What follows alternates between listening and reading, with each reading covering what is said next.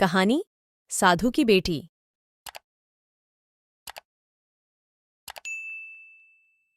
गंगा नदी के किनारे एक साधु रहते थे।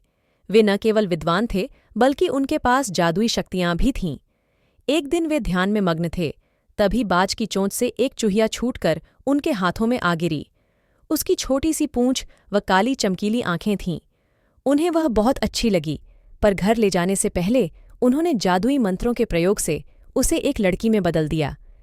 वे उस लड़की को घर ले जाकर पत्नी से बोले, तुम हमेशा से संतान चाहती थी ना? तो लो, आज से यही हमारी पुत्री है। इसे पूरी देखभाल व स्नेह से पालो। साधु की पत्नी भी अपनी पुत्री को देख प्रसन्न हो उठी। वह उसे राजकुमारी की तरह पालने लगी। साल बीतते गए, नन्ही लड़की एक सुंदर युवती बन गई। जब वह 18 वर्ष की हुई तो साधु व उसकी पत्नी उसके लिए वर तलाशने लगे। साधु ने कहा, मेरी बिटिया का विवाह ऐसे व्यक्ति से होना चाहिए जो सबसे बड़ा हो। मेरे हिसाब से सूर्य ठीक रहेगा। पत्नी ने भी हामी भरी। उन्होंने जादुई मंत्रों के प्रयोग से सूर्य को नीचे बुला लिया। उन्होंने उसे अपनी पुत्री से विवाह करने को कहा, पर पुत्री ने पहले ही न कर दी। वह बोली, पिताजी, यह तो बहुत गर्म है। मैं उससे विवाह करूंगी जो इससे भी बेहतर हो। साधु निराश हो गए। उन्होंने सूर्य से कहा कि वे ही कोई वर सुझाए। सूर्य ने कहा, बादलों के देवता से बड़ा कौन होगा? उनमें तो मेरी किरणों को भी रोकने की शक्ति है। साधु ने बादलों को नीचे बुलाया व अपनी पुत्री से विवाह करने को कहा, पर इस बार फिर पुत्री ने मना कर दिया।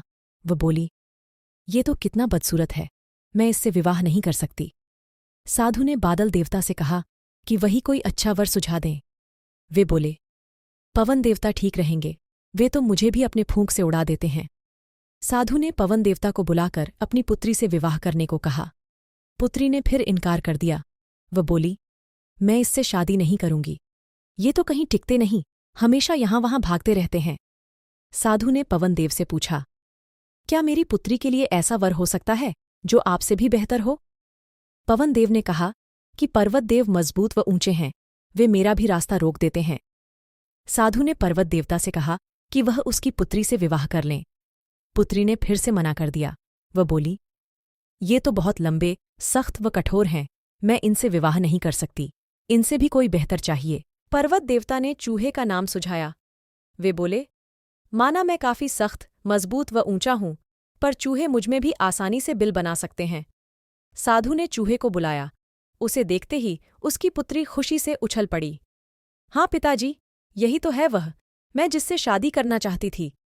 साधु ने सोचा, इसे ही किस्मत कहते हैं। यह एक चूहिया थी और एक चूहे से विवाह करना ही इसके भाग्य में लिखा है।